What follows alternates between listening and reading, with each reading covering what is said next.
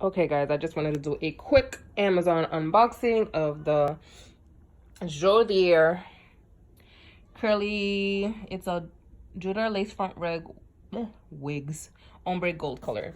So this is just a long curly wig. Sorry, I'm doing this on my hand. And this is the stuff that it comes in. It does come with a wig stand, so you can put your wig here, brush it out, or just keep it like safe and hold it up and probably just keep it shaped. It does come with a wig cap, the regular like wig cap that you would get at the store. And what else is in this bad boy? Of course, the wig. I know it comes with lashes because I saw a few unboxings. These are definitely not MAC eyelashes. I don't even think MAC has eyelashes, but yeah, that's those. And then the wig itself.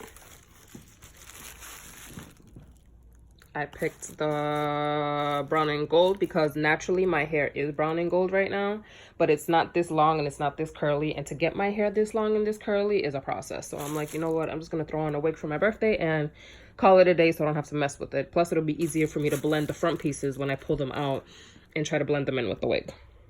So yeah, my nail just got cut. And that's that quick unboxing.